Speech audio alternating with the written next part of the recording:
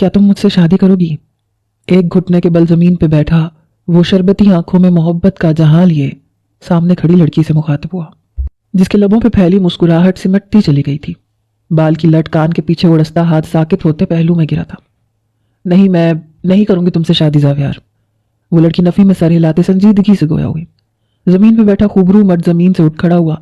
आंखों में उलझन लिए उसने अपने सामने खड़ी अपनी महबूबा को देखा, जिसे उसने दिल की तमाम गहराइयों से चाहा था।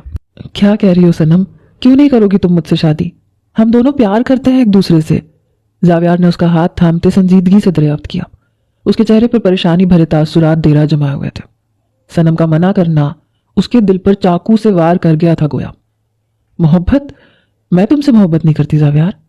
सनम अपना हाथ उसके हाथ से आज़ाद करवाते हुए संग दिली का मुजाहिरा कर गई। ऐसा ऐसा नहीं है, तुम मोहब्बत करती हो मुझसे। हम इतना अरसा साथ रहे हैं, एक दूसरे के साथ इतना वक्त गुजारा है, साथ में मोहब्बत भरी यादें बनाई हैं। तुम ऐसे कैसे कह सकती हो कि तुम मुझसे मोहब्बत नहीं करती? ज़ावियार हज़ियानी हो उठा था। सनम के बाजू जकड़े वो उसे झंझोड़ते हुए बोला, ज़ावियार होश में आओ। नहीं करती मैं तुमसे मोहब्बत। उस वक्त तुम्हारे साथ क्या बिता लिया, तुम तो इसे मेरी मोहब्बत समझ बैठे। मैंने कभी तुमसे इजहार नहीं किया कि क्या मैं तुमसे मोहब्बत करती हूँ। सनम अपने बाजुओं से उसके हाथ झटकते दबा दबा सा चिल्लाई। वो सड़क किनारे खड़े थे। आते जाते लोग उनकी बुलंद आवाज पर उनकी जानिब मतवज्जा हो चुके थे। मोहब्बत नहीं करती थी तुम? फिर क्यों मेरी किसी और लड़की से बात करने पर जल जाया करती थी? क्यों मुझसे फरमाइशें करती थी, तहाइफ लेती थी? क्यों मुझे खास महसूस करवाती थी? क्यों मुझे यूं महसूस करवाती थी कि मैं तुम्हारी मोहब्बत हूं? ज़ावियार की आवाज बुलंद हुई। सनम ने लब भींचे उसे नागवारी से घूर के देखा। ज़ावियार, तुम कोई पहले शख्स नहीं हो जिसे मैं इस तरह से ट्रीट करती हूँ। मेरे और भी दोस्त थे, मैं उन्हें भी इसी तरह से ट्रीट करती रही हूँ। और रही बात तुम्हारे तोहफों की, तो वो तुम खुद मुझे देते थे। मैं अगर फरमाइश करती भी थी तो तुम मना कर देते, मत देते। तुम खुद मुझ पे अपनी दौलत लुटाते थे, मैंने कभी तुम्हें मजबूर नहीं किया। सुना तुमने? ये पागलपन बंद करो। मुझे आना ही नहीं चाहिए था तुमसे मिलने। मुझे पता होता तुम शादी करना चाहते हो, मैं तुमसे हर ताल्लुक तोड़ लेती। सनम शदीद गुस्से के आलम में गोया हुई। ज़ावियार ने नफी में सर हिलाते नम नजरों से उसकी जानिब देखा। तुम नहीं करती थी मोहब्बत, लेकिन जानती तो थी कि मैं करता हूं। मेरे बढ़ते कदमों को क्यों नहीं रोका तुमने? क्यों बढ़ावा दिया तुमने मुझे? या मैं यूं कहूं कि यही तुम्हारा असल है? पैसों की खातिर किसी भी हद तक गिर जाना, किसी भी इंसान को अपने झांसे में फंसाते उसे यूं छोड़ देना। ज़ावियार ने नम आवाज में सनम से पूछा, जो मर्जी समझना है समझ लो। सच यही है कि मुझे तुमसे मोहब्बत ना थी, ना है, और ना ही मैं तुमसे शादी करना चाहती हूँ। सनम पे ना उसकी नम निगाहों का असर हुआ था, ना आवाज का। वो सब फाकी से कहते पलटी जब ज़ावियार ने उसका हाथ जकड़ा। प्लीज सनम, मत करो इस तरह। मैं तुमसे बहुत प्यार करता हूँ, प्लीज मुझे यूं मत छोड़ो। हम दोनों साथ खुश रहेंगे, मैं तुम्हें खुश रखूंगा। मेरा दिल कहता है तुम भी मुझसे मोहब्बत करती हो। प्लीज सनम। वो उसका हाथ जकड़े फरियाद कर रहा था। सनम ने बिना पलटे दांत पीसे।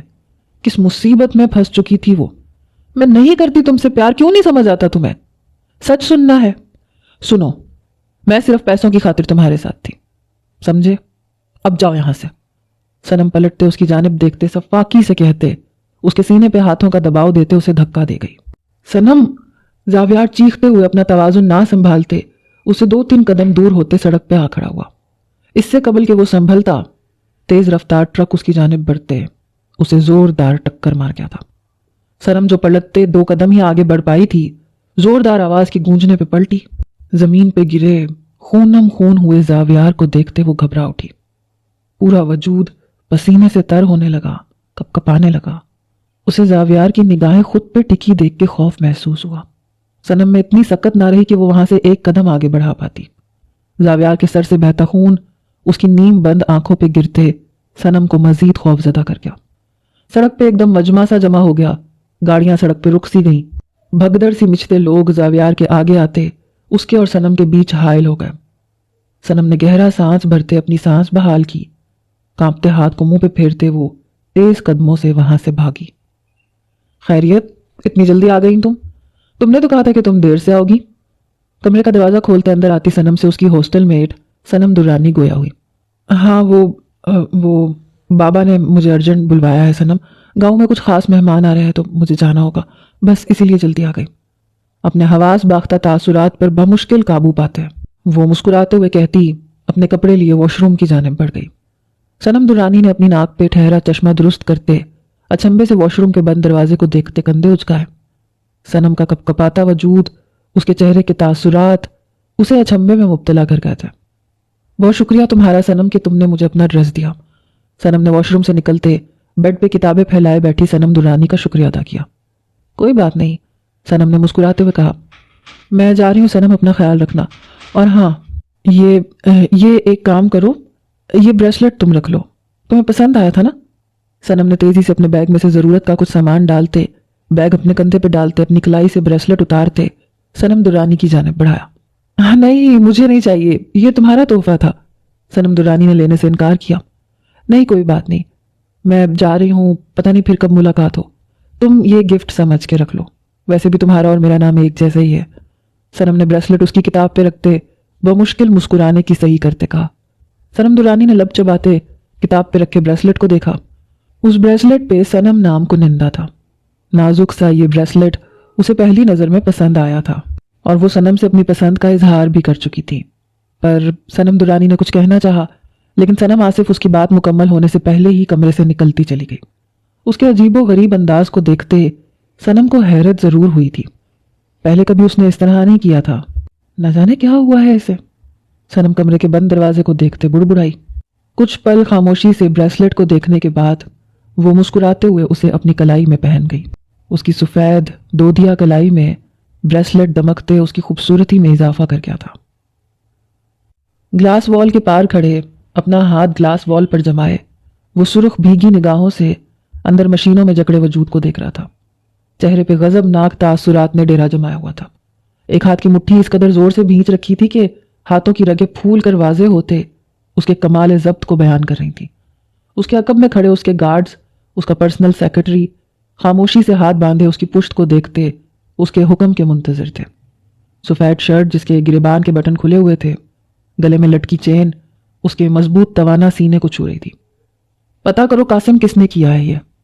सर्द मर्दाना आवाज़ अस्पताल के सुनसान कॉरिडोर में गूंजी। सर जी, सीसीटीवी फुटेज मेरे पास मौजूद है, आप देख लें। कासिम ने मौद्दिब लहजे में उसे जवाब दिया। असगर ने पलटते खून आलूद निगाहों से उसकी जानिब देखा। कासिम उसके मतवज्जा होने पर उसकी जानिब अपना मोबाइल बढ़ा गया। असगर ने मोबाइल थामते उसमें मौजूद वीडियो चलाई। कासिम जानता था वीडियो देखने के बाद इस शख्स का रद्द अमल क्या होगा। मोबाइल पर लम्हा ब लम्हा उसकी गिरफ्त मजबूत होती चली गई। खून आलूद निगाहों में कहर भरा तासुर उभरा। जबरे सख्ती से बींचे वो अपनी निगाहें मोबाइल पर जमाए, आखिर में जब्त ना करते उसने मोबाइल पूरी शिद्दत से जमीन पर दे मारा। मोबाइल जमीन पर जोर से गिरते 2 टुकड़ों में तकसीम हुआ। एक बार फिर सुनसान कॉरिडोर में तेज आवाज बरपा हुई। कौन है ये लड़की? वो वहशतनाक लहजे में गुर्राया। सर नहीं मालूम, कासिम ने सर झुकाए मुजरिमों की तरह जवाब दिया। तो मालूम करो, कौन है ये लड़की? मेरा भाई अंदर जिंदगी और मौत से लड़ रहा है इस लड़की की वजह से, और तुम्हें इस लड़की के मुतालिक कुछ नहीं मालूम। पता करो वो कौन है, क्या ताल्लुक था इसका जावियार से। जावियार और इस लड़की के मुतालिक हर बात मुझे मालूम होनी चाहिए। कासिम के जवाब पर वो तैश से पागल होते उसका गिरेबान जकड़े गुर्राते हुए उसे एक झटके से छोड़ गया। कासिम जानता था वो तैश और इश्तियाल में हर लिहाज भूल कर जारहाना अंदाज अपना लेता है। जी सर, कासिम ने एहतराम से जवाब देते अपना फ़ोन जेब से निकालते बाहर की राह ली। असगर ने हाथों की मुट्ठियां भींचे जब्त से ग्लास वॉल के अंदर जिंदगी और मौत की कश्मकश में बेसुध लेटे अपने भाई को देखा।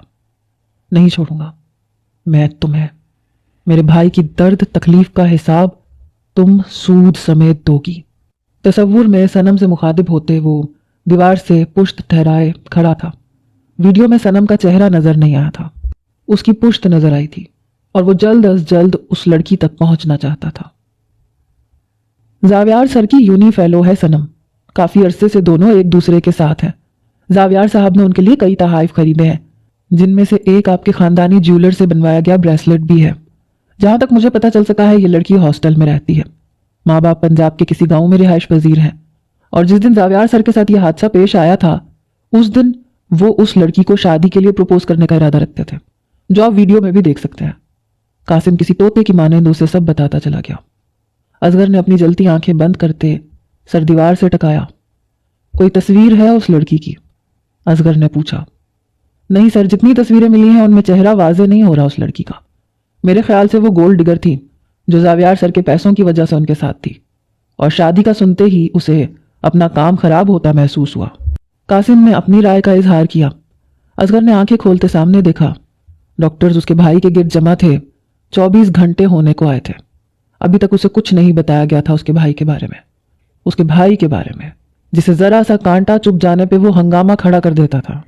اسے یاد آیا تھا کیسے اس نے اسٹریچر پہ لیٹے اس کے وجود کو دیکھا تھا. وہ مکمل خون سے تر تھا. اس کی بند آنکھیں اصغر کے وجود کو 100 ٹکڑوں میں توڑ گئی تھیں. سر، کیا پولیس کو شامل کرنا ہے اس مسئلے میں؟ قاسم نے اسے خاموش دیکھتے پوچھا. نہیں، میں خود دیکھوں گا اس مسئلے کو. گارڈز کو سختی سے ہدایت دے دو کہ کوئی بھی یہاں سے ایک قدم نہیں ہٹائے گا، اور چلو میرے ساتھ اس ہاسٹل میں جہاں وہ لڑکی رہتی ہے. اس سے حساب کتاب میں خود لوں گا. سرد لہجے میں کہتے وہ اپنا سر جھٹکتے، ایک نگاہ گلاس وال کے اندر آتے منظر پہ ڈالتے، تیزی سے آگے بڑھا. قاسم اس کے حکم کی تعمیل کرتے گارڈز کو سختی سے ہدایت دیتا اس کے پیچھے لپکا، جس کے چہرے پہ چھائے تاثرات یہ بتانے کے لیے کافی تھے کہ وہ کچھ ایسا کر گزرنے والا ہے جو صنم کے لیے کافی نقصان دہ ثابت ہونے والا تھا. وہ ابھی ابھی ہاسٹل میں آتے اپنے کمرے میں آئی تھی. اپنی گردن پہ ہاتھ رکھتے اس نے آئینے میں نظر آتے اپنے عکس کو دیکھا. نیلے رنگ کی پیروں کو چھوتی فراک، بالوں کو جوڑے کی شکل میں ڈھالے، تیکھی نگاہوں میں کاجل لگائے، گلابی لبوں کو مصنوعی گلابی رنگ سے رنگے، چھوٹی سی ناک میں ایک نگ کی لونگ پہنے. وہ دیکھنے کی حد تک حسین لگ رہی تھی. ہاتھ میں پہنا بریسلٹ ابھی اتارتے وہ ڈریسنگ ٹیبل پہ رکھتی جب دھاڑ کی آواز سے اس کے کمرے کا دروازہ کھلا. صنم خوف سے اچھلتے ہوئے دروازے کی جانب متوجہ ہوئی، جہاں سے اندر آتے یکے بعد دیگرے گارڈز کو دیکھتے اس کی آنکھیں حیرت سے پھیلی. کون ہو تم لوگ؟ کیوں آئے ہو میرے کمرے میں؟ وہ گارڈز کو دیکھتے چیخی، جو اس چھوٹے سے کمرے کے ہر کونے میں کھڑے ہوتے سر جھکا گئے تھے. انہیں خاموش پاتے وہ دوبارہ چیختی جب کمرے کے اندر اصغر بڑی شان سے داخل ہوا. اس کی سرخ رنگ آنکھوں کا مرکز صنم درانی کا نازک وجود تھا. اس کے تن پہ وہی کپڑے دیکھتے جو اس نے ویڈیو میں موجود لڑکی کو پہنے دیکھا تھا. اس کا فشار خون بلند ہوا تھا. اس کی نظر اس کے سراپے سے ہوتی ہوئی اس کی کلائی پہ آ ٹھہری جہاں موجود بریسلٹ کو دیکھ کر اس کا بس نہیں چلا کہ سامنے کھڑی لڑکی کو زندہ زمین میں دفنا دے. اصغر نے پینٹ کی جیب میں ہاتھ پھنسایا اس کے چہرے کی جانب دیکھا. سنہری ہرنی کی مانند خوفزدہ آنکھیں، ان میں معصومیت کا تاثر بھی شامل تھا. وہ خوف و ہراس میں مبتلا ان سب کی جانب دیکھ رہی تھی. کون ہو تم لوگ؟ اندر کیسے آئے؟ گرلز ہاسٹل میں اتنے سارے مردوں کا یوں دھڑلے سے کسی لڑکی کے کمرے میں گھس جانا بے یقینی کے ساتھ ساتھ اسے خوف میں بھی مبتلا کر گیا تھا. نام کیا ہے تمہارا؟ اصغر اس کے لباس اور ہاتھ میں پہنے بریسلٹ کو دیکھتے بمشکل ضبط کرتے گویا ہوا. یہ ایک آخری سوال تھا جس کا جواب اگر اس کی توقع کے مطابق آتا تو وہ اس لڑکی کے ساتھ کیا کر گزرتا اسے خود اندازہ نہ تھا. سنم نام ہے میرا، پر آپ لوگ ہیں کون اور یہاں اس طرح کیوں آئے ہیں؟ آپ کو کوئی کام ہے تو آپ وارڈن سے بات کریں. خوف سے اس کا دل سوکھے پتے کی مانند کانپ رہا تھا. اس نے اصغر کی جانب دیکھتے اپنے کانپتے لہجے پر قابو پاتے کہا. اس شخص کی خود پہ گڑی نظریں اور ان میں تیرتی نفرت اسے ٹھٹکنے پہ مجبور کر گئی تھی. اصغر نے طنزیہ مسکراتے ہوئے سر کو خم دیتے اس کی جانب قدم بڑھائے. صنم اسے اپنی جانب بڑھتا دیکھ پیچھے کی جانب قدم بڑھا گئی. اس کے ایک قدم پیچھے لیتے ہی اس کی کمر ڈریسنگ ٹیبل سے ٹکرائی. مس صنم، زاویار کو تو آپ جانتی ہوں گی، میں اس کا بھائی ہوں اصغر. یہاں خاص طور پر آپ سے ملنے کے لیے آیا ہوں. صنم سے ایک قدم کی دوری پہ کھڑے ہوتے وہ تحمل سے گویا ہوا. آنکھوں میں آگ سی تپش تھی جبکہ لہجہ قدرے نرم تھا. میں نہیں جانتی کسی زاویار کو. اگر آپ کو کوئی بات کرنی ہے تو وارڈن سے اجازت لیں. اس طرح کسی کے کمرے میں گھس جانا ادب کے خلاف ہوتا ہے. نفی میں سر ہلاتے وہ اسے مہذب طریقہ بھی سمجھا گئی، جبکہ اصغر کی اب برداشت ختم ہوئی تھی. چیل کی طرح اس پہ جھپٹتے وہ اس کی تھوڑی جکڑ گیا. کسی کو پیار کے جھوٹے جھال میں پھنساتے اسے زندگی اور موت کے منہ میں دھکیل دینا، اس کے بعد اسے پہچاننے سے انکار کر دینا، یہ ادب کے کون سے قانون میں آتا ہے لڑکی؟ اس کی تھوڑی پہ گرفت سخت کیے وہ غرایا. صنم اس کی جسارت پہ حیرت سے آنکھیں پھاڑے اس کی جانب دیکھنے لگی. تھوڑی پر اس کی سخت گرفت کے سبب اس کی آنکھوں میں نمی نے اپنی جگہ بنائی، جبکہ اس کی بات اسے تقریباً جھنجھوڑ گئی تھی. اس نے کس سے پیار کا جھوٹا ناٹک کیا کسے موت کے منہ میں دھکیلا؟ میں نے کسی کو نہیں مارا، چھوڑو مجھے۔ اصغر کے سینے سے شرٹ مٹھیوں میں جکڑے وہ بمشکل کہتے اسے خود سے دور کرنے کی صحیح کرنے لگی۔ جھوٹ مت بولو ورنہ یہیں زمین میں گاڑ دوں گا۔ قاسم ویڈیو دکھاؤ۔ اس کی تھوڑی اپنی گرفت سے آزاد کرتے وہ قاسم کی جانب ہاتھ بڑھاتے دھاڑا۔ صنم کو اپنے جبڑے میں درد کی ٹیسیں ابھرتی ہوئی محسوس ہوئیں۔ آنسوؤں سے بھری نگاہوں سے اس نے اصغر کی جانب دیکھا جو ہاتھ میں فون تھامے اس کے نزدیک آتے اس کے بال گدی سے جکڑے اس کی نظروں کے سامنے موبائل اسکرین کر گیا۔ جہاں چلتی ویڈیو دیکھتے صنم کا سانس سوکھا۔ ویڈیو میں وہ نہیں تھی، اس کی روم میٹ صنم تھی جو اس کا لباس پہنے اپنے بوائے فرینڈ سے ملنے گئی تھی، اور بدقسمتی سے وہی لباس وہ آج اپنی یونی کے فنکشن میں پہن گئی تھی۔ اب یہ مت کہنا کہ یہ تم نہیں ہو۔ اصغر موبائل قاسم کی جانب پھینکتے صنم کا چہرہ اپنے قریب کرتے پھنکارا۔ یہ میں نہیں ہوں، یہ میری روم میٹ ہے، وہ میرا لباس پہن گئی تھی اپنے بوائے فرینڈ سے ملنے کے لیے۔ وہ اپنی پچھلی گردن سے اٹھتا درد برداشت کرتے بھرائی آواز میں گویا ہوئی۔ بے ساختہ اس کے نازک ہاتھوں نے اصغر کی شرٹ کو مٹھیوں میں جکڑا تھا۔ اصغر نے جبڑے بھینچے اس کی جانب دیکھا۔ تمہیں لگتا ہے تم یوں بنا سر پیر کے بہانے بناتے بچ جاؤ گی تو تم غلطی پہ ہو لڑکی۔ تم نے جس شخص کے ساتھ مکروہ کھیل کھیلا ہے وہ میرا بھائی ہے، اصغر خان کا بھائی، اس کی جان جو تمہاری وجہ سے ہسپتال کے بیڈ پہ لیٹا زندگی اور موت سے لڑا ہے۔ تمہیں میں کسی قیمت پہ نہیں چھوڑوں گا۔ تمہیں میرے بھائی کے ساتھ کی گئی ہر زیادتی کا حساب دینا ہوگا۔ صنم کی بات پر وہ تحش سے پاگل ہوتے گراتے ہوئے کہتے اس کے بالوں کو جھٹکا دے گیا۔ صنم کے لبوں سے درد کے باعث سسکی برآمد ہوئی۔ اس شخص کا لہجہ، اس کی آنکھیں اسے خوف میں مبتلا کر رہی تھیں۔ پلیز یقین کرو میرا، میں تمہارے بھائی کو نہیں جانتی۔ صنم میری روم میٹ کا نام بھی ہے۔ یہ لباس وہ پہن کے گئی تھی اپنے بوائے فرینڈ سے ملاقات کے وقت، اور بریسلٹ وہ جاتے جاتے مجھے دے کے گئی ہے۔ یقین کرو میرا، میں نہیں جانتی تمہارے بھائی کو۔ وہ بھرائی آواز میں کہتے رو پڑی۔ تمہاری شکل پہ جو معصومیت رقص کر رہی ہے اس کی وجہ سے کوئی بھی تم پہ یقین کر سکتا ہے، پر میں نہیں۔ یہ سب بہانے بناتے تم میرے قہر سے بچ نہیں پاؤ گی۔ قاسم لے آؤ اسے ساتھ۔ اس کی تھوڑی دو انگلیوں سے جگڑتے وہ سرد لہجے میں کہتے، قاسم کو حکم دیتے تیز قدموں سے وہاں سے آگے بڑھا۔ صنم نے روتے ہوئے اس کی پشت کو تکا۔ یقین کریں میں نہیں ہوں، میں نہیں جانتی کسی کو بھی۔ صنم میری روم میٹ ہے، آپ کسی سے بھی پوچھ لیں، کوئی بھی آپ کو بتا دے گا۔ قاسم کو اپنی جانب بڑھتے دیکھ کر وہ روتے ہوئے بولی۔ قاسم نے چند لمحے خاموشی سے اس کی جانب دیکھا جس کی آنکھیں اسے سچائی بیان کر رہی تھیں، لیکن تمام ثبوت اس کے خلاف تھے۔ اس کا نام، اس کا لباس، اس کی کلائی میں موجود وہ بریسلٹ جو اصغر کے خاندانی جیولر سے بنوایا گیا تھا۔ اسے بے ساختہ اس لڑکی پہ ترس آیا تھا، لیکن اصغر کا حکم اس کے لیے سب چیزوں سے آگے تھا۔ صنم کی تمام فریادوں کو سنا کرتے وہ اس کا بازو جکڑے تقریباً گھسیٹ رہا تھا۔ ایک طرف کھڑی لڑکیاں، حتیٰ کہ وارڈن بھی خاموش تماشائی بنی سب کچھ دیکھ رہی تھیں۔ کسی نے اسے بچانے کی کوشش نہیں کی تھی، کوئی اس کی صفائی میں کچھ نہیں بولا تھا۔ وہ سب سے مدد مانگ رہی تھی، اپنے بچاؤ کی خاطر مزاحمت کر رہی تھی، لیکن سب بے سود ثابت ہو رہا تھا۔ گاڑی میں بیٹھتے ہی اس کے چیختے چلاتے بے قابو ہوتے وجود کو بمشکل سنبھالتے قاسم اس کی گردن کی مخصوص نس دباتے اسے ہوش و حواس سے غافل کر گیا۔ صنم کی آنکھیں دھیرے دھیرے بند ہوتی چلی گئیں۔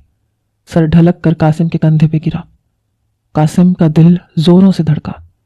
ایک نظر بیک مرر سے خود کی جانب دیکھتے، اصغر کی خون خوار نگاہوں میں دیکھتے وہ تیزی سے صنم کا سر سیٹ پہ رکھتے گاڑی سے اترتا چلا گیا۔ اس کے اترتے ہی ڈرائیور نے گاڑی آگے بڑھائی۔ قاسم نے لب بھینچے اپنی گاڑی سٹارٹ کرتے اصغر کی گاڑی کی تقلید میں بڑھائی، جبکہ اصغر خون آلود نگاہیں بیک مرر سے صنم کے وجود پر گاڑے اپنے لبوں پر اپنے ہاتھ کی مٹھی بنائے رہ گیا تھا۔ گاڑی کراچی کے پوش علاقے میں تعمیر ایک مینشن کے پورچ میں رکی۔ گاڑی کے رکتے ہی اصغر باہر نکلتے پچھلی سیٹ کا دروازہ کھولے، صنم کے پھولوں سے نازک وجود کو باہوں میں اٹھائے اسپاٹ چہرہ لیے اندر کی جانب بڑھا۔ اس کا پہلا قدم مینشن میں رکھتے ہی تمام ملازمین الرٹ ہوتے سر جھکائے ایک قطار میں کھڑے ہو چکے تھے۔ وہ ان سب کو نظر انداز کرتے صنم کو لیے ایک کمرے میں داخل ہوتے۔ اس کے بے ہوش وجود کو بے دردی سے بیڈ پہ لٹا گیا تھا۔ اس کے چہرے کی جانب نفرت انگیز نگاہوں سے دیکھتے وہ تیزی سے باہر نکلا۔ اسے ہسپتال جانا تھا۔ جب تک زاویار کو ہوش نہیں آ جاتا تب تک اس کی جان سولی پر لٹکتی رہتی۔ قاسم بی جان کو ان سب کے بارے میں علم نہیں ہونا چاہیے۔ ان کی طبیعت ٹھیک نہیں رہتی میں نہیں چاہتا وہ کسی صدمے کا شکار ہوں۔ کمرے سے باہر نکلتے وہ لاؤنج میں کھڑے قاسم سے مخاطب ہوا۔ جی سر، قاسم نے اس بات میں سر ہلایا۔ اس لڑکی کے کمرے کے باہر گارڈز تعینات کرو، کھانا بھجوا دینا، میں نہیں چاہتا میری دی جانے والی سزا سے پہلے وہ اپنی سانس سے گنوائے۔ قاسم کے ہمراہ مینشن کے داخلی دروازے کی جانب بڑھتے ہوئے وہ اپنا موبائل فون نکالے مصروف انداز میں گویا ہوا۔ سر، اگر یہ لڑکی بے قصور ہوئی۔ قاسم کی بات سنتے اصغر رکا، رخ موڑتے سرد نظروں سے اس کی جانب دیکھا۔ میرا کہنے کا مطلب تھا ہو سکتا ہے وہ سچ کہہ رہی ہو سر، اس کی ہاسٹل کی روم میٹ ہو وہ۔ قاسم نے گڑبڑاتے ہوئے وضاحت دی۔ معصومیت پر مت جاؤ قاسم اس لڑکی کی، اور اس دل کو بھی سنبھالو جو اسے دیکھتے بے لگام ہو رہا ہے۔ اصغر نے اس کے دل کے مقام پہ تھپکتے ہوئے سرد لہجے میں کہا، ایسی لڑکیوں کو محض دولت سے عشق ہوتا ہے، وہ معصوم دکھتی ہے، معصوم ہے نہیں۔ اصغر کسی بھی بات پر یقین کرنے کو تیار نہ تھا۔ وہ بہانے بنا رہی ہے، تم نے ساری انفارمیشن نکلوائی ہے؟ ہاسٹل میں صرف صنم نام کی یہی لڑکی تھی، وارڈن سے خود تمہاری بات ہوئی ہے اور تمہیں لگتا ہے کہ وہ جھوٹ بولے گی؟ بھویں ریز کیے، وہ اس سے پوچھتے گاڑی میں سوار ہوا۔ قاسم نے لب بھینچے، واقعی اس کی وارڈن سے خود بات ہوئی تھی۔ ہاسٹل میں صرف ایک ہی صنم نام کی لڑکی تھی جو اس وقت اصغر کی قید میں تھی۔ ڈاکٹر، کیا کنڈیشن ہے میرے بھائی کی؟ وہ ایک پل کے لیے بیٹھا نہیں تھا، مسلسل کوریڈور میں ادھر سے ادھر چکر لگائے ڈاکٹرز کے باہر آنے کا انتظار کر رہا تھا۔ ڈاکٹرز کے نکلتے ہی وہ ان کی جانب لپکتے اس طرح بھی کیفیت میں سوال گو ہوا۔ اصغر صاحب، کافی تشویشناک حالت تھی، بہت مشکلوں سے ان کی جان بچ پائی ہے، لیکن آئی ایم سوری وہ کوما میں چلے گئے ہیں۔ ڈاکٹر نے اس کے کانوں میں سور پھونکا تھا۔ اصغر بے ساختہ لڑکھڑایا تھا۔ کب تک ہوش آ جائے گا اسے؟ اپنے آپ کو سنبھالتے اس نے لڑکھڑاتے لہجے میں پوچھا۔ کچھ کہہ نہیں سکتے، 2 دن، 2 ہفتے، 2 ماہ یا اس سے زیادہ عرصہ بھی لگ سکتا ہے، ڈاکٹر نے سنجیدگی سے جواب دیا۔ اصغر نے آنکھیں میچے اپنے آنسو ضبط کیے۔ شکریہ ڈاکٹر، سنجیدگی سے کہتے وہ گلاس وال سے نظر آتے زاویار کو دیکھنے لگا۔ ہم انہیں دوسرے روم میں شفٹ کر رہے ہیں اصغر صاحب، فی الوقت تو ان کے پاس کوئی نہ جائے تو بہتر ہے، کیونکہ وہ انڈر آبزرویشن ہے۔ ہمیں جیسے صورتحال بہتر لگے گی ہم آپ کو آگاہ کر دیں گے، پھر آپ مل لیجئے گا۔ ڈاکٹر کے کہنے پہ اصغر نے سر کو خم دیا۔ ڈاکٹر اسے تسلی دیتے وہاں سے نکلتے چلے گئے تھے، جبکہ اصغر کے اشتعال اور غصے کا گراف صنم کے لیے بڑھتا چلا گیا۔ تمہاری وجہ سے میرا بھائی زندہ لاش بن گیا، صرف تمہاری وجہ سے۔ آنکھوں کے سامنے صنم کا چہرہ لہرایا، وہ انتہائی سرد لہجے میں کہتے ہاتھوں کی مٹھیاں بھینچ گیا۔ بند کمرے کے دروازے سے ٹیک لگائے وہ گھٹنوں میں منہ چھپائے بیٹھی سسک رہی تھی۔ ہوش سنبھالا تو خود کو یتیم خانے میں پایا۔ کچھ مہربان لوگوں کے فنڈز پر تعلیم حاصل کی۔ انٹرمیڈیٹ کرنے کے بعد فوراً ہی ایک لائبریری میں نوکری کرتے ہوئے ہاسٹل میں شفٹ ہو گئی۔ اسکالرشپ پر ایک اچھی یونی میں داخلہ ہو گیا۔ اس کی یہی زندگی تھی جو حسین تھی۔ اچانک سے اس کی پرسکون زندگی میں یہ طوفان امڑ آیا تھا۔ وہ تو صنم کو بھی ٹھیک سے نہیں جانتی تھی۔ اتفاق تھا یہ کہ ان دونوں کا نام ایک جیسا تھا، جبکہ ان دونوں کی ذات میں زمین آسمان کا فرق تھا۔ اس نے کبھی صنم کے کسی معاملے میں مداخلت نہیں کی تھی۔ بس ایک دفعہ صنم کی کلائی میں پہنا بریسلٹ دیکھتے اس نے تعریف کرتے اپنی پسند کا اظہار کیا تھا۔ صنم درانی نے ہچکیوں سے روتے ہوئے اپنی کلائی میں پہنے بریسلٹ کی جانب دیکھا۔ اپنی کلائی سے بے دردی سے وہ بریسلٹ کھینچتے زمین پر پھینک گئی۔ کاش وہ صنم کو اپنا لباس نہ دیتی، کاش وہ اس سے یہ بریسلٹ نہ لیتی، تو آج یہاں قید نہ ہوتی۔ آنکھوں میں اب جلن ہونے لگی تھی۔ سنہری خوبصورت آنکھیں متورم ہوتے سرخ ہو چکی تھیں۔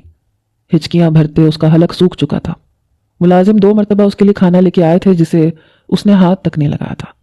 اپنے آنسو صاف کرتے وہ شکست خوردہ وجود لیے زمین سے اٹھتے بیڈ کی جانب بڑھ گئی۔ مزید وہ نہیں بیٹھ سکتی تھی، بھوک پیاس سے وہ نڈھال ہو چکی تھی۔ اپنی شرٹ کا کالر جھٹکتے وہ بالوں میں ہاتھ پھیرتے ہوئے مینشن میں داخل ہوا تھا۔ سر درد سے پھٹ رہا تھا۔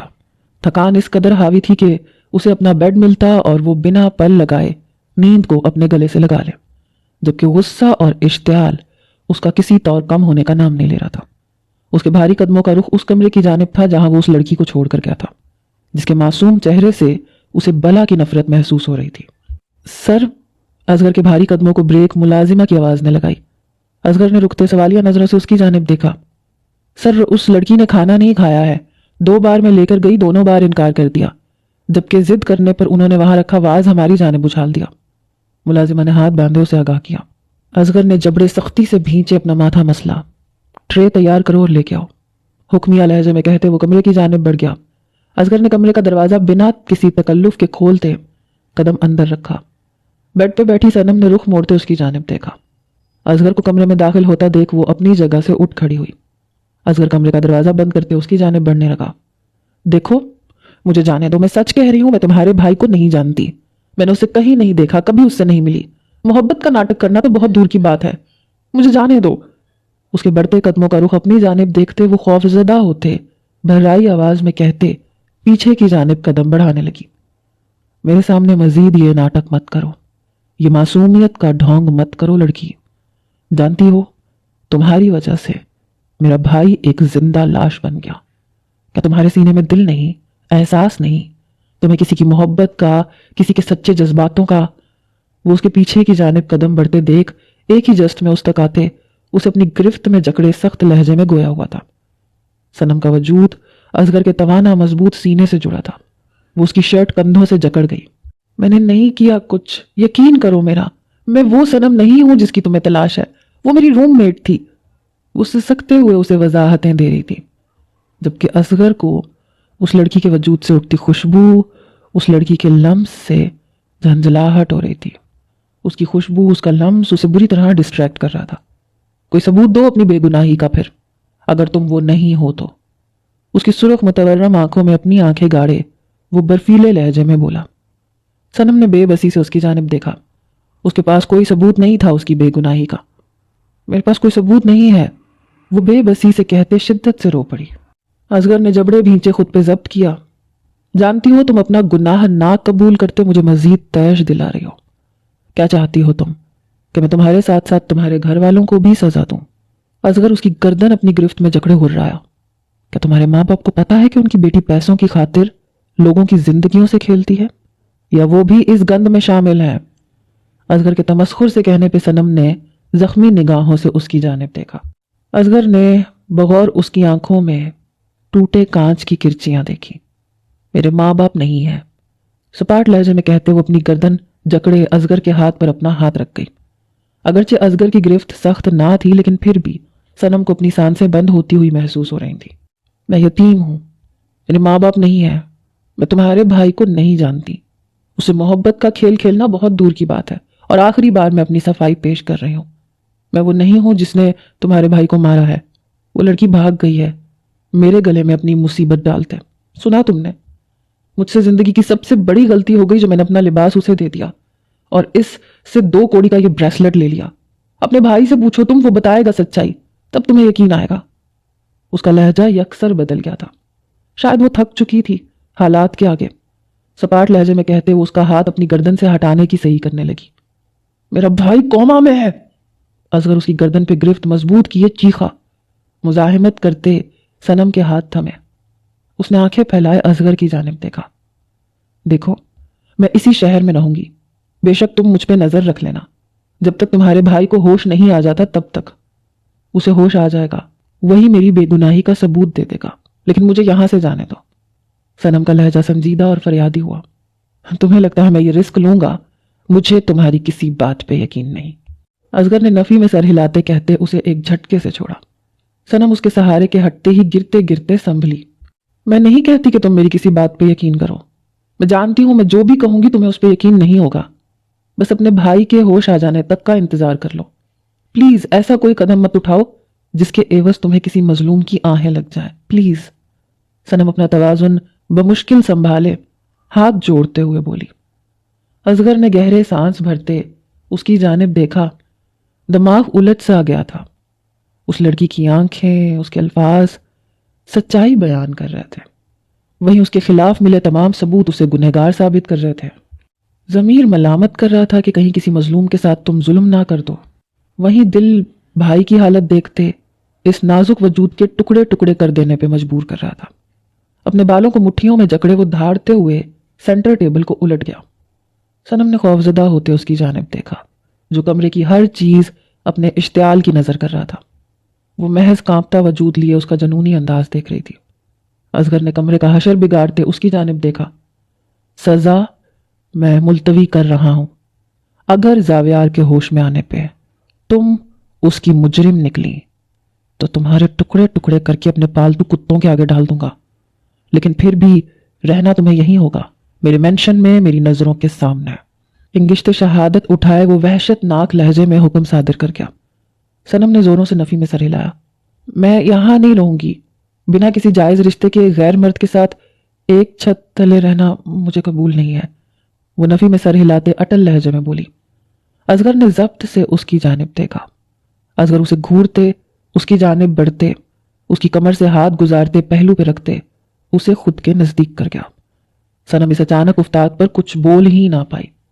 बेफिक्र रहो, तुम्हें अपने पास बिना किसी जायज रिश्ते के रखूंगा भी नहीं, बल्कि मैं तुम पर हक हासिल करूंगा, ऐसा हक जिसमें तुम सांस भी मेरी मर्जी से लोगी, ऐसा रिश्ता बनाऊंगा कि तुम भागने की कोशिश तक नहीं कर पाओगी। उसके बिखरे बालों को नरमी से समेटते वो सनसनी खेज लहजे में कहते उसकी जान सूली पर लटका गया। सनम उसकी बातों का पसे मंजर समझते रो दी। मैं बेगुनाह हूं, मत करो यूं मेरे साथ। वो उस इंसान के साथ किसी रिश्ते में नहीं बनना चाहती थी। ये इंसान वहशत का जीता जागता सबूत था। मुझे यकीन नहीं है तुम्हारे लफ्जों पे। तुम्ही ने कहा तुम्हारी बेगुनाही का सबूत मेरा भाई देगा, और जब तक उसे होश नहीं आ जाता तुम्हें यहीं रहना होगा। बिना कोई जायज रिश्ता बनाए भी मैं तुम्हारी सांसों पर हक रख सकता हूं, मुझे कोई मसला नहीं है। क्या है ना, वो फिर हराम में शामिल हो जाएगा। तुम शायद हलाल हराम के फर्क को ना जान पाओ, लेकिन मैं हराम कामों से दूर भागता हूं, तो जायज रिश्ता होना जरूरी है। उसके आरिस पे नरमी से हाथ की पुश्त फेरते वो उसे अपने फैसले से आगाह करते उससे दूर हुआ। मुलाजिमा खाना लेके आ रही है, खाना खाओ और तैयार होके बैठो, कुछ देर में काजी साहब आ जाएंगे और तुम्हारे लबों से अब महज कबूल है अदा होना चाहिए। उसे वार्न करने वाले अंदाज में कहते वो दरवाजा खोलते बाहर खड़ी मुलाजिमा को अंदर जाने का इशारा करते बराबर में मौजूद अपने कमरे में जा बंद हुआ, जबकि सनम हारे हुए शख्स की मानंद बेजान होती जमीन पे गिरती चली गई। वो अपने हाथों की लकीरों में जाने क्या तलाश कर रही थी। बेड पर गुमसुम अंदाज में बैठी वो कागज की पतंग की मानंद खुद को हवाओं के सुपुर्द कर गई थी, एक ऐसी पतंग जिसकी डोर असगर खान के हाथों में थी। कुछ देर पहले वो अपना आप उस शख्स के हवाले कर गई थी जिसके नजदीक वो उसके भाई की गुनहगार थी। वो नहीं जानती थी अब आगे उसके साथ क्या होने वाला है, शायद जो हो चुका है उससे कई गुना ज्यादा भयानक। कमरे का दरवाजा एक बार फिर खुला और एक बार फिर असगर खान अपने जाहो जलाल के साथ कमरे के अंदर दाखिल हुआ। सनम के वजूद में हलचल तक ना हुई, वो हनूज बुत बनी अपने हाथों की जानिब देख रही थी। असगर की नजरें उसके चेहरे से सफर करते उसके सरापे पे से रखने लगी। उसका हसीन चेहरा रोने की शिद्दत से सुर्ख हो रहा था। उसकी सुर्ख मुतवर्रम आंखें उसके सोगवार हुस्न में इजाफा कर रही थीं। नीले रंग की पैरों को छूती फ्रॉक में उसका कयामत खेज बदन अपनी रानाइयां जाहिर करते, जवानी के पुरजोर तकाजों को उजागर करते असगर के वजूद में बेचैनी भर गया था। असगर ने खुद पे सख्ती का लिबादा ओढ़ते अपने जज्बातों पे बंद बांधा। होश में आओ लड़की, उसे यूं अपनी जात में गुम देखते वो करख्त लहजे में गोया हुआ। सनम उसकी आवाज सुनते यकदम होश में आते चौंकते हुए उसकी जानिब मतवज्जा हुई। सहमी हिरनी की मानंद वो खामोशी से असगर की जानिब देखने लगी, जो उसकी नजरों में ठहरे खौफ को देखते पल भर के लिए साकिन हुआ था। उसकी आंखों में किसी चीज को लेकर खौफ नाच रहा था। उसे जानते वो अपने हाथों की मुट्ठियां सख्ती से भींच गया।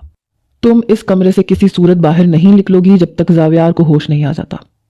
तब तक कोशिश करना कि मेरे सामने मत आओ। मैं खुद पे जब्त नहीं कर पाऊंगा। जो सजा मैंने मुलतवी की है उसे देने से गुरेज नहीं बरतूंगा, फिर चाहे तुम बेकसूर हो या कसूरवार। सर्द लहजे में कहते वो उसके चेहरे के बदलते रंगों को बगौर देख रहा था।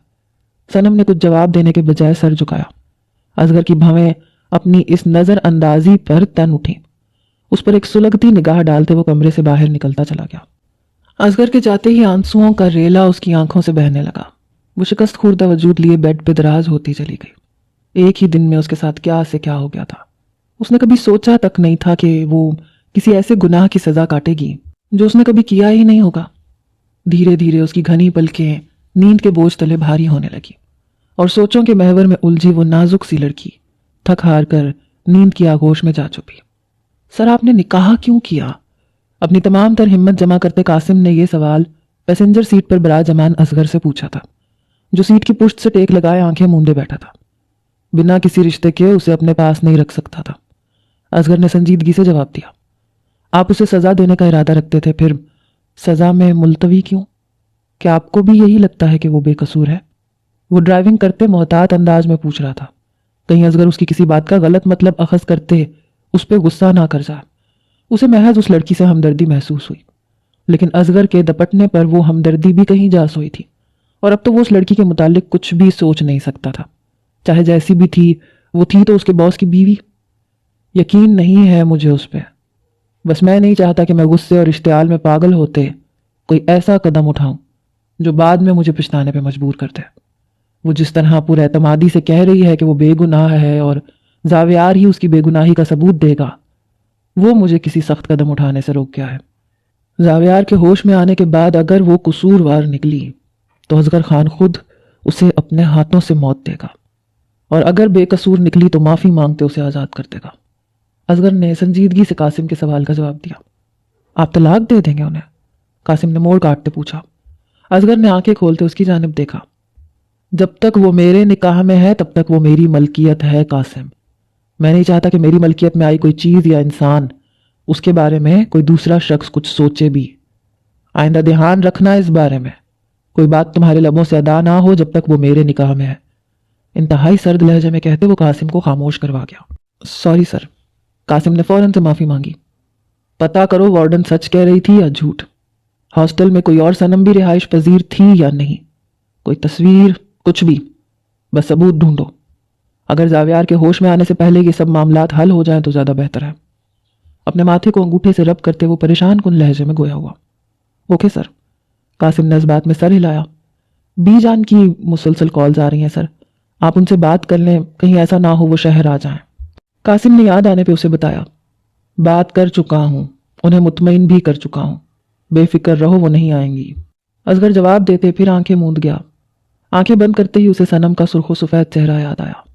اس کی متورم آنکھیں اس کی آنکھوں کے بند پردوں پہ اتری، جبکہ سماعتوں میں اس کے الفاظ گونجنے لگے۔ 30 سالہ زندگی میں کسی صنف مخالف کو دیکھتے اس کے جذبات اس طرح نہیں بھڑکے تھے جیسے صنم کو دیکھتے اس کے جذبات جاگ اٹھے تھے۔ اس کا حسین چہرہ آنکھوں کے پردوں پہ چھپ سا گیا تھا۔ اصغر جھنجھلاتے ہوئے اپنی آنکھیں کھول گیا۔ شکریہ جان، تم نے مجھے اس سارے میس میں سے نکالا، ورنہ میں بری طرح پھنستی۔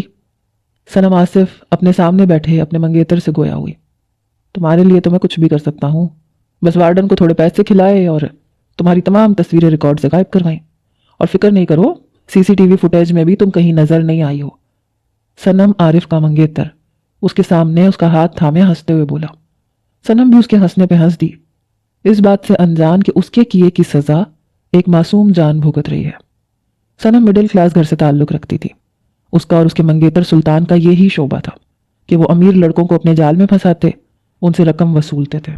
آج تک جتنے شکار انہوں نے کیے تھے کوئی بھی اس قدر سنجیدہ نہیں ہوا تھا جس قدر سنجیدہ زاویار ہو گیا تھا۔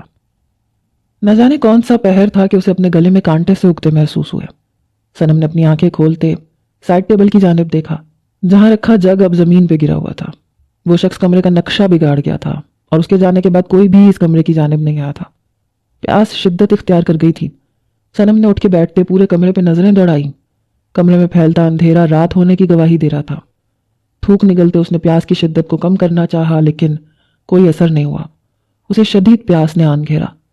بیڈ سے نیچے اترنے کی اس نے کوشش تک نہیں کی کیونکہ اسے اصغر کی تنبیہ بات یاد آ گئی تھی۔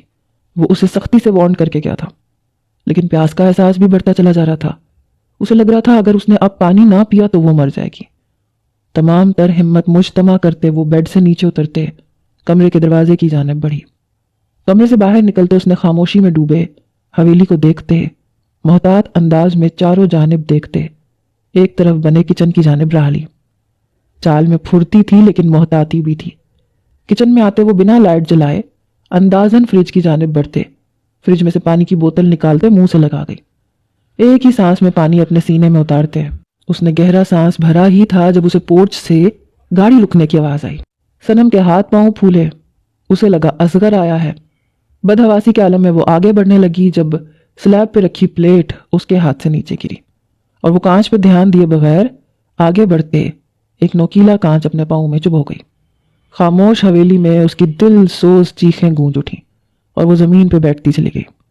اس کی چیخ سننے کی دیر تھی، نیم اندھیرے میں ڈوبی حویلی روشنی میں نہ آئی اور مینشن کے گیٹ کے بیچوں بیچ کھڑے وجود کو نمایاں کر گئی۔ جہاں وہ اس مینشن میں ایک لڑکی کو دیکھتے حیران ہوئی، وہیں صنم ایک مہربان چہرے کو دیکھتے درد سے سسکتے رونے لگی۔ تمام ملازمین حیرت اور پریشانی میں مبتلا یہ منظر دیکھنے لگے۔ سر، بی جان مینشن میں آ گئی ہیں۔ ڈاکٹرز نے زاویار کے پاس جانے کی اجازت دے دی تھی۔ وہ آفس کا کچھ ضروری کام نمٹا کے اس کے پاس آ گیا تھا۔ ابھی وہ ہسپتال کے کمرے سے نکلا ہی تھا جب قاسم نے اسے آگاہ کیا۔ اصغر کے چہرے کا رنگ سفید پڑا۔ صنم، بی جان اسے نہ دیکھ لیں، اصغر نے پریشانی سے کہا۔ دیکھ نہ لیں سر، وہ دیکھ چکی ہیں، بلکہ انہوں نے جلد از جلد آپ کو مینشن میں بلایا ہے۔ قاسم نے اس کے سر پہ ایک اور بم پھوڑا۔ اصغر نے ضبط سے جبڑے بھینچے، اسے دیکھتے اپنی گردن پیچھے سے ہلائی۔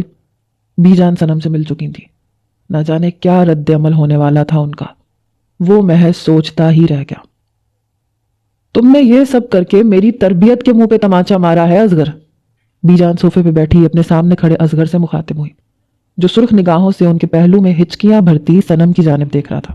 بی جان، اس کی وجہ سے، اصغر نے انہیں واقف کروانا چاہا، جبکہ وہ ہاتھ اٹھائے اسے روک گئیں۔ میاں کچھ نہ بتاؤ تم مجھے، یہ بچی سب کچھ سچ بتا چکی ہے۔ بنا پوری چھان بین کیے تم کیسے کسی کے ساتھ کچھ بھی کر سکتے ہو؟ اگر یہ غلط ہوتی تو یہ کبھی نہ کہتی کہ زاویار اس کی بے گناہی کا ثبوت دے گا، بلکہ ابھی تک فرار کی کوئی نہ کوئی راہ ڈھونڈ لیتی۔ کیا تمہیں اس بچی کی آنکھوں میں سچائی نظر نہیں آئی؟ اس کے لفظوں سے زیادہ اس کی آنکھیں، اس کی آنسو اس کی سچائی بیان کر رہے ہیں۔ بی جان بری طرح اصغر کو جھڑک گئی تھی، جبکہ صنم چہرہ جھکائے آنسو بہا رہی تھی۔ دوجا، تم نے مجھے میرے پوتے کی حالت سے بے خبر رکھا۔ اصغر، اتنے بڑے نہیں ہوئے ہو تم کہ اکیلے کوئی بھی فیصلہ کرتے پھرو۔ اگر میں یہاں نہ آتی تو کبھی بھی یہ سب نہیں دیکھ پاتی، نہ میں جان پاتی کہ میری ناک کے نیچے کیا ہو رہا ہے۔ بی جان شدید غصے میں مبتلا تھی۔ بی جان، اگر یہ قصوروار نکلی تو؟ اصغر نے ہاتھوں کی مٹھیاں بھینچے دانت پیستے ہوئے کہا۔ صنم نے تڑپتے ہوئے سر اٹھائے بی جان کی جانب دیکھا۔ بی جان، میں نے کچھ نہیں کیا، پلیز آپ مجھ پہ یقین رکھیں۔ یہ دوسری صنم کا کیا دھرا ہے، میرا اس میں کوئی ہاتھ نہیں، میں جانتی بھی نہیں ہوں آپ کے پوتے کو۔ وہ روتے ہوئے بی جان کے سامنے اپنی صفائی پیش کر رہی تھی۔ چپ ہو جاؤ صنم، میں جانتی ہوں تم سچ بول رہی ہو۔ عمر دراز عورت ہوں، جھوٹ اور سچ میں فرق اچھی طرح جانتی ہوں بچی، بی جان نے اسے پیار کرتے نرمی سے کہا، جبکہ اصغر سے یہ منظر دیکھا تک نہیں جا رہا تھا۔ اس کی بی جان کسی اور لڑکی سے اس کے سامنے لاڈ جتا رہی تھی۔ اسے اس وقت صنم زہر سے زیادہ زہریلی لگی۔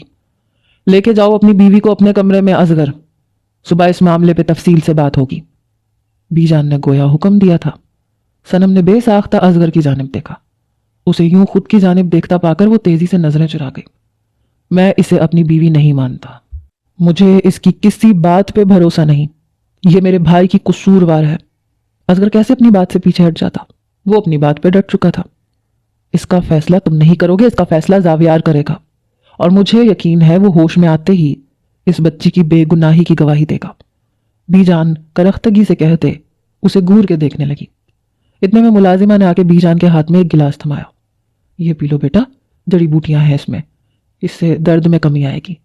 بی جان اس کے پاؤں کے زخم کی پٹی کر چکی تھی۔ گلاس اس کے لبوں سے لگاتے وہ محبت سے گویا ہوئی، جبکہ اصغر محض ضبط کے اور کر بھی کیا سکتا تھا، وہ ضبط کے کڑوے گھونٹ بھرتا رہ گیا۔ چلو اصغر، اٹھاؤ اسے، وہ چل نہیں پائے گی، پاؤں میں چوٹ لگی ہے اس کے۔ بی جان اصغر کو اپنی جگہ ساکت کھڑے دیکھ اپنے لفظوں پہ زور دیتے ہوئے بولی۔ اصغر لب بھینچے آگے بڑھتے صنم کو سوچنے سمجھنے کا موقع دیے بنا اپنے بازوؤں میں اٹھا گیا۔ بی جان ان دونوں کو دیکھتے آسودگی سے مسکرا دی، جبکہ دل زاویار کی حالت کو سوچ کے تڑپ رہا تھا۔ صنم نے گرنے کے ڈر سے اس کی گردن میں باہیں ڈالی۔ اصغر نے نظروں کا رخ اس کے چہرے کی جانب کیا۔ اس کا چہرہ خفت اور شرم سے سرخ ہو رہا تھا۔ اس کے چہرے پہ گردش کرتے یہ سترنگی رنگ اس کی خوبصورتی میں مزید اضافہ کر گئے تھے۔ کمرے میں داخل ہوتے اسے بیڈ پہ لٹاتے وہ الماری کی جانب بڑھ گیا۔ جب میں نے منع کیا تھا کمرے سے باہر نہیں نکلنا تو کیوں نکلنی تھی؟ الماری سے اپنے کپڑے نکالتے وہ پلٹتے ہوئے سرد لہجے میں گویا ہوا۔ مجھے پیاس لگ رہی تھی۔ اپنے پاؤں سے اٹھتے درد کو برداشت کرتے وہ جواب کو ہوئی۔ اصغر نے دانت پیستے ہوئے اس کی جانب دیکھتے اپنی شرٹ اس کی جانب پھینکی۔ یہ پہن لو۔ اصغر کے کہنے پہ صنم نے سرخ رنگت لیے اس کی شرٹ تھامتے اس کی جانب دیکھا۔ اگر تم یہ سوچ رہی ہو کہ بی جان کی طرفداری کرنے پہ میں تمہاری باتوں پہ یقین کر چکا ہوں تو تم غلط ہو۔ میں نے تمہیں محض وقت دیا ہے، زاویار کے ہوش میں آنے کے بعد ہی تمہاری زندگی کا فیصلہ ہوگا۔ وہ اسے جتا رہا تھا، لہجہ خاص جتاتا ہوا تھا۔ صنم نے سر اٹھایا اس کی جانب دیکھا۔ مجھے ایسی کوئی غلط فہمی لاحق نہیں ہوئی، اور آپ کے بھائی کے ہوش میں آنے کا انتظار مجھے آپ سے زیادہ ہے، سنجیدگی سے کہتے وہ اپنے سر کو جکڑ گئی۔ اسے کمرے کی ہر چیز ایک دم گھومتی ہوئی محسوس ہوئی۔ اصغر نے لب بھینچے اسے دیکھا۔ کیا ہوا تھا پاؤں پہ تمہارے؟ اس کے پاؤں پہ بندھی پٹی کو دیکھتے اصغر نے سنجیدگی سے پوچھا۔ کان چپ گیا تھا۔ صنم نے سنجیدگی سے جواب دیا۔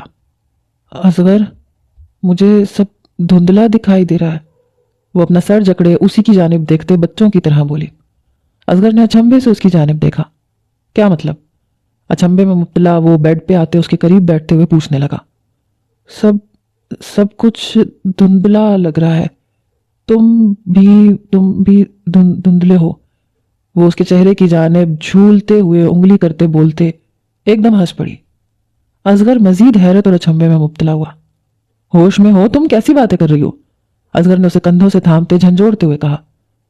ہوش میں ہوں پر تم بولنے نہیں دیتے۔ وہ ہونٹ لٹکائے بچوں کی طرح اس سے شکایت کر گئی۔ اصغر کی چھٹی حس نے کچھ غلط ہونے کی نشاندہی کی۔ صنم، کیا کھایا تھا تم نے؟ وہ اس کے مسکراتے چہرے کی جانب دیکھتے سرد لہجے میں مستفسر ہوا۔ کچھ نہیں کھایا، تم بات کرو مجھ سے، بلکہ تم میری بات سنو۔ صنم کہتے کہتے اس کے نزدیک ہوتے اس کی شرٹ مٹھیوں میں جکڑ گئی۔ اصغر کا دل بے ساختہ زوروں سے دھڑکا۔ اس نے خاموش نگاہوں سے صنم کی جانب دیکھا جو اسے لو دیتی نگاہوں سے دیکھ رہی تھی، جبکہ اس کی آنکھوں میں کئی شکوے بھی تیر رہے تھے۔ اصغر کے دماغ نے تیزی سے کام کرنا شروع کیا۔ باہر لاؤنج کا منظر اسے یاد آیا جب بی جان نے صنم کو کچھ جڑی بوٹیاں پانی میں گھول کے پلائیں تھیں۔ پل لگے تھے اسے سمجھنے میں کہ ان جڑی بوٹیوں میں کچھ ایسا تھا کہ صنم اپنے حواس کھو گئی تھی۔ پہلے تم اچھے تھے، بہت اچھے تھے، اب ایسے کیوں بن گئے ہو؟ اصغر کے چہرے پہ انگلیاں پھیرتے ہوئے وہ سوال گو ہوئی۔ اصغر نے چونکتے ہوئے اس کی جانب دیکھا۔ وہ اسے پہلے سے جانتی تھی؟ کیا تم مجھے پہلے سے جانتی ہو؟ اصغر نے حیرت سے پوچھا۔ صنم کے ہاتھوں کی انگلیوں کا سفر اپنے نقوش پہ محسوس کرتے اس کا دل سر پٹ دوڑا تھا۔ پہلی بار کسی عورت کا لمس وہ محسوس کر رہا تھا۔ اس کے دل کی دھڑکنیں 10 گنا زیادہ تیز دھڑک رہی تھیں۔ دیکھا ہے تمہیں، پہلے یونی میں آئے تھے تم چیف گیسٹ بن کے، تب سے جانتی ہوں میں تمہیں، تب سے اچھے لگتے ہو تم۔ تمہارے لیے ڈھیروں اسکیچ بنائے تھے، پھر تمہیں بھیجے بھی تھے، لیکن تم اب بدل گئے ہو۔ جب چیف گیسٹ بن کے آئے تھے تو تم مسکرا رہے تھے۔ ان آنکھوں میں تب وحشت نہیں تھی، نرمی تھی، اور مجھے ان سے محبت ہوئی تھی۔ لیکن اب ان آنکھوں میں وحشت ہے، اور مجھے تم سے ڈر لگتا ہے اصغر۔ وہ اس کے نقوش کو لو دیتی نگاہوں سے دیکھتی، اس کی داڑھی پہ اپنا ہاتھ رکھتے نم آواز میں کہتے اسے دھچکا دے گئی۔ اصغر کو ہر ہفتے اپنا ایک اسکیچ موصول ہوتا تھا بنا نام کے۔ وہ نہیں جانتا تھا کہ کون وہ اسکیچز بھیجتا تھا، لیکن اسے عادت ہو گئی تھی۔ اگر صنم ہوش میں ہوتی تو کمرے کی دیواروں کی جانب دیکھتی جہاں اس کے بنائے گئے اسکیچز فریم میں نصب تھے۔ پر میں تمہارے بھائی کو نہیں جانتی تھی۔ میں جانتی تھی میرا خواب بہت اونچا ہے، میں کبھی اسے مکمل نہیں کر پاؤں گی، میری محبت کبھی پایہ تکمیل تک نہیں پہنچے گی، پر پھر بھی میں تمہیں چاہنے سے روک نہیں پائی خود کو۔ پھر جب تم ہاسٹل میں آئے میں تمہیں دیکھتے ہی پہچان گئی تھی۔ بھلا جو دل پہ حکمرانی کرے اسے بھولتے ہیں کیا؟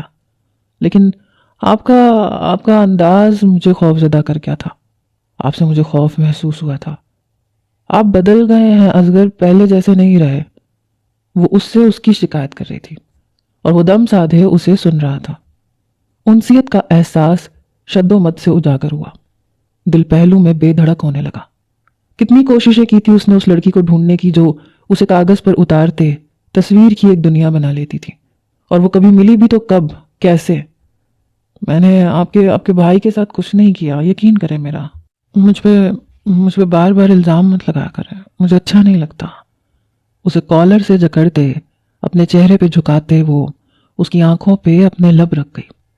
صنم کے لب اس کے نقوش پہ بے باکی سے سفر کرنے لگے، اور اس نرم و گرم لمس کو محسوس کرتے اصغر کا وجود سکون میں ڈوبا تھا۔ صنم مت کرو، میں خود پہ ضبط نہیں کر پاؤں گا۔ اس کے ہاتھ اپنے کالر سے ہٹاتے وہ اسے بیڈ پہ گراتے اس پہ حاوی ہوتے گھمبیر آواز میں گویا ہوا۔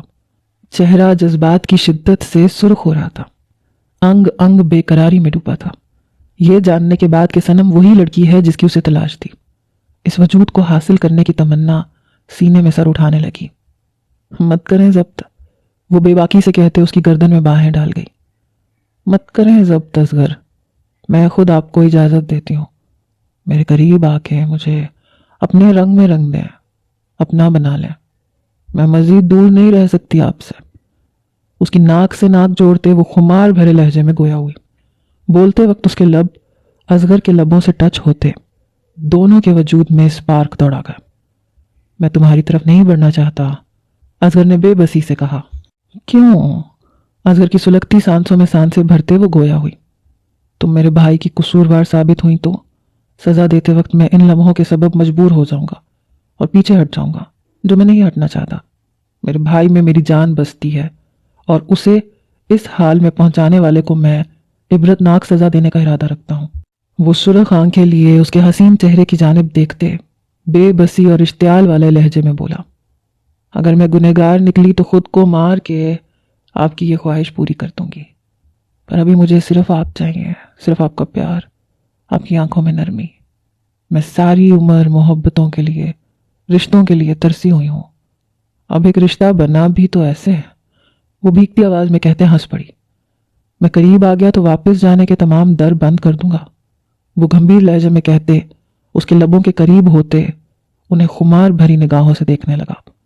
وہ اسے اپنا بنانا چاہتا تھا، دل اس کی قربت کا شدت سے خواہاں ہوا تھا۔ واپس جانا بھی نہیں ہے، وہ مسکراتے ہوئے کہتے، خود پہل کرتے اس کے لبوں پہ اپنے لب رکھتے، اپنی آنکھیں بند کر گئی۔ اصغر اس کی پہل پہ مدہوش ہوتا، اس کی سانسوں سے لپٹتے اسے خود کے قریب کر گیا۔ اصغر کے ہاتھ بے باکی سے اس کے وجود پر سفر کرتے اس کے اور اپنے درمیان حائل پردے گرانے لگے۔ صنم اس کی قربت میں مسرور ہوتے، اس کی شدت میں اس کا ساتھ دیتے اصغر کو سرشار کر گئی۔ اصغر اس کے لبوں کو آزادی بخشتے اس کی گردن پہ جھکتے، اس کی گردن کو اپنی شدتوں سے داغدار کرتا، اسے اپنے لمس کی بارش میں بھگوتا، اسے اپنے انتہائی نزدیک کر گیا۔ دونوں کل کی فکر بھلائے اس پل میں جی رہے تھے، ایک دوسرے کی قربت میں بھیگتے وہ دونوں ایک دوسرے کے ادھورے وجود کو مکمل کر گئے تھے۔ فون کی چنگارتی آواز اس کی پرسکون نیند میں خلل ڈال گئی تھی۔ اصغر نے اٹھتے سائڈ ٹیبل پہ سے اپنا فون اٹھایا، اسکرین پہ جگمگاتا قاسم کا نام دیکھتے وہ پل کی دیر کیے بنا فون اٹھاتے کان سے لگا گیا۔ دوسری جانب نہ جانے کیا کہا گیا تھا کہ اس کی رنگت تیزی سے سفید پڑی۔ وہ ایک جھٹکے سے بیڈ پہ سے اٹھ کے کھڑا ہوا۔ میں آ رہا ہوں قاسم، سنجیدگی سے کہتے اس نے فون بند کرتے ایک نظر بیڈ پہ ڈالی جہاں وہ اس کی قربتوں کے رنگ میں رنگی اس کی شرٹ میں ملبوس گہری پرسکون نیند سو رہی تھی۔ اس کا قیامت خیز بدن پوری طرح عیاں ہوتے اصغر کے جذباتوں میں آگ لگا چکا تھا۔ اصغر کے گلے میں گلٹی ابھر کے معدوم ہوئی۔ وہ کل خود کو اس لڑکی کے قریب جانے سے روک نہیں پایا تھا۔ وہ اس لڑکی کی تلاش میں نہ جانے کتنا خوار ہوا تھا، اور اب جب وہ ملی تھی، اس سے محبت کا اظہار کر رہی تھی، اس کی قربت کی خواہش مند تھی، تو کیسے وہ اسے رد کر دیتا؟ بس دل میں ایک خوف تھا، اس کے قصوروار ہونے کا خوف۔ وہ چاہتا تھا کہ وہ بے گناہ نکلے۔ اگر وہ قصوروار ثابت ہوئی تو نہ جانے وہ کیا کر گزرے گا۔ اس کا دل شدت سے یہ دعا کر رہا تھا کہ جس قدر پر اعتمادی سے وہ کہہ رہی ہے کہ وہ اس کے بھائی کی گنہگار نہیں ہے، ایسا ہی ہو، وہ واقعی بے گناہ نکلے۔ اصغر اس کے حسین سراپے سے نظریں چراتے واش روم کی جانب بڑھ گیا۔ اسے جلد از جلد ہسپتال جانا تھا۔ وہ بےتابی سے اس کے نقوش چوم رہا تھا جبکہ آنکھیں مسلسل بہہ رہی تھیں۔ زاویار اپنے بھائی کی اس قدر محبت پر آسودگی سے مسکرا رہا تھا۔ تم جانتے ہو تم نے کس قدر ہمیں تڑپایا ہے زاوی؟ اصغر اس کے بال ماتھے پہ سے پیچھے کرتے شکوہ کنا ہوا۔ سوری بھائی، اب کبھی کچھ ایسا نہیں کروں گا جس سے آپ کو تکلیف ہو۔ زاویار مسکراتے ہوئے دھیمے لہجے میں گویا ہوا۔ گھر چلو، بی جان تمہارا انتظار کر رہی ہے۔ اصغر نے محبت سے اس کا ماتھا چوما۔ زاویار نے سر کو خم دیا۔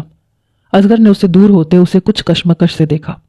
وہ اسے کچھ پوچھنا چاہتا تھا لیکن پوچھ پانے کی ہمت نہیں کر پا رہا تھا۔ زاوی، تمہارے ساتھ یہ حادثہ کیوں پیش آیا؟ اصغر نے بات کی تمہید باندھی۔ زاویار کی مسکراہٹ سمٹ سی گئی۔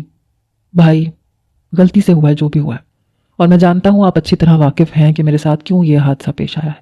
اس میں صنم کی کوئی غلطی نہیں، میں اس سے محبت کرتا تھا، میری غلطی تھی جو اس پہ اپنے جذبات ضائع کیے۔ میں اس کے رد کرنے پہ بھی اس سے فریاد کر رہا تھا جب اس نے مجھے جھٹک دیا اور میں اپنا آپ نہ سنبھالتے ہوئے گاڑی کے آگے آ گیا۔ اس میں اس کی بھی کوئی غلطی نہیں ہے، محبت تو میں نے کی تھی، اس نے تھوڑی کی تھی۔ وہ سنبھل گیا تھا، اس کے چہرے پہ حزن و ملال کی رمق نہیں تھی، وہ یوں کہہ رہا تھا جیسے وہ کسی چھوٹی سی غلطی کی بات بتا رہا ہو۔ وہیں اس کے محبت کے اعتراف پر اصغر کے گلے میں گلٹی ابھر کے معدوم ہوئی، دل میں چبھن سی ہوتی محسوس ہوئی۔ وہ جبڑے سختی سے بھینچے زاویار کی جانب دیکھ رہا تھا۔ میں صنم عارف کی بات کر رہا ہوں بھائی، صنم درانی اپنی بھابھی کی نہیں۔ زاویار اس کے تاثرات سے لطف اٹھاتا ہوا مسکراتے ہوئے بولا۔ اس کے کہنے کی دیر تھی کہ اصغر کو یوں لگا جیسے کوئی بوجھ اس کے کندھوں سے ہٹ گیا ہو، یوں لگا کسی پنجرے میں قید دل آزاد ہو گیا ہو جو اب آزادی سے صنم سے محبت کر سکے گا۔ تمہیں یہ سب قاسم نے بتایا؟ اصغر نے داڑھی پہ ہاتھ پھیرتے ہوئے پوچھا۔ جی سر، میں نے ہی بتایا ہے، تمام معلومات بھی حاصل کر لی ہیں، اور میم نے جو کہا وہ الف سے یہ تک سچ ہے، اور میم ہی وہ اسکیچ والی لڑکی ہیں جن کی آپ کو تلاش تھی۔ کمرے میں آتا ہوا قاسم مسکراتے ہوئے گویا ہوا۔ اصغر نے آنکھیں بند کیے، پرسکون سانس بھرا، سینے میں سے گھٹن کا احساس ختم ہوتا چلا گیا۔ گھر چلتے ہیں، بی جان بے صبری سے انتظار کر رہی ہوں گی، اصغر نے زاویار کی جانب دیکھتے نرمی سے کہا۔ ہاں، اور بھابھی بھی، آپ کے انتظار کے ساتھ ساتھ آپ کی معافی کا انتظار بھی ہوگا انہیں بھائی۔ زاویار کے کہنے پہ وہ سر کو خم دیتے مسکرا گیا، جبکہ آنکھوں ہی آنکھوں میں وہ قاسم کو اشارہ کر گیا تھا، جسے سمجھتے قاسم نے سر کو خم دیتے اسے مطمئن کیا تھا۔ مینشن کے لاؤنج میں زوردار تھپڑ کی آواز گونجی تھی۔ صوفے پہ بیٹھی بی جان اور ان کے پہلو میں ویل چیئر پر بیٹھا زاویار حیرت سے دنگ صنم کا انداز دیکھ رہے تھے، جبکہ ایک طرف مؤدب انداز میں کھڑا قاسم حیرت سے واہ ہوئے لب لیے یہ منظر دیکھ رہا تھا۔ معافی چاہیے، اور ساتھ ساتھ مجھے آزادی کا پروانہ بھی دے رہے ہیں آپ، حالانکہ کل میں آپ کو اپنی دلی کیفیت کے بارے میں سب کچھ بتا چکی ہوں۔ اس رشتے میں اتنا آگے نکل آنے کے بعد اب آپ کہتے ہیں کہ آپ مجھے طلاق دے رہے ہیں۔ وہ بپری شیرنی بنی اس کے کالر کو جکڑے گرائی۔ اصغر لب بھینچے اسے دیکھ رہا تھا۔ تم رہنا چاہو گی اس انسان کے ساتھ جس نے تم پہ الزام لگاتے تمہیں قید کیا، تمہاری تمام صفائیوں کو رد کرتے تم پہ ظلم کیا؟ کیا تم قبول کر پاؤ گی ایسے شخص کو جو تمہارے معاملات میں بے حس بن گیا تھا؟ نہیں نا، اسی لیے میں تمہیں آزاد کر رہا ہوں اس رشتے سے۔ وہ اپنے پاس سے اندازے لگاتے سنجیدگی سے گویا ہوا، جبکہ آنکھوں میں حزن و ملال کی گہری رمق تیر رہی تھی۔ میرا اور کوئی گھر نہیں ہے، میرا اور کوئی رشتہ نہیں ہے اصغر۔ آپ کو لگتا ہے کل کے بعد میں آپ کو چھوڑ کے جانا چاہوں گی؟ میں ساری عمر رشتوں اور محبتوں کے لیے نہیں تڑپنا چاہتی ہوں۔ آپ شرمندہ ہیں اپنی غلطی پہ، آپ نے معافی مانگی ہے، میں نے معاف کر دیا ہے۔ آپ کی جگہ میں بھی ہوتی تو شاید اپنے بھائی کو اس حالت میں دیکھتے وہی سب کچھ کرتی جو آپ نے کیا، لیکن آپ مجھ سے آزاد ہونا چاہتے ہیں، یہ جاننے کے بعد بھی کہ میں محبت کرتی ہوں آپ سے۔ وہ روتے ہوئے کہتی، اس کی شرٹ سینے سے جکڑے اسے جھنجھوڑ گئی۔ میں نہیں کرنا چاہتا آزاد تمہیں، مجھے لگا تم نہیں رہنا چاہو گی میرے ساتھ، میں تم پہ یہ رشتہ بوجھ کی طرح نہیں لادنا چاہتا تھا۔ اصغر نے اس کے آنسو صاف کرتے نرمی سے کہا۔ رشتے بوجھ نہیں ہوتے اصغر، خاص کر محبت کے رشتے۔ وہ روتے ہوئے کہتے اس کے سینے پہ سر رکھ گئی۔ مجھے آپ سے آزادی نہیں چاہیے، مجھے آپ کے ساتھ رہنا ہے ہمیشہ۔ یتیمی میں ساری زندگی گزاری ہے، اب آپ کے بازوؤں کے حلقے میں قید ہوتے ساری زندگی گزارنی ہے، آپ کی سرپرستی میں۔ اس کے سینے سے لگتے وہ مدھم آواز میں گویا ہوئی۔ نہیں کر رہا آزاد، آخر اتنی اچھی آرٹسٹ بیوی کو کیسے آزاد کر سکتا ہوں میں؟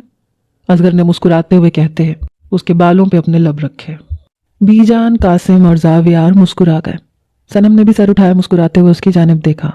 اس کے کمرے میں اپنے بنائے گئے اسکیچز دیکھ چکی تھی وہ۔ محبت کرتے ہیں مجھ سے؟ دھیمی آواز میں صنم نے پوچھا۔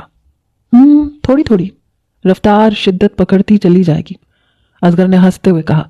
صنم بھی مسکرا دی۔ اس محبت کو مضبوط وہ اپنی محبت سے کر دے گی، صنم نے دل ہی دل میں خود سے کہا تھا۔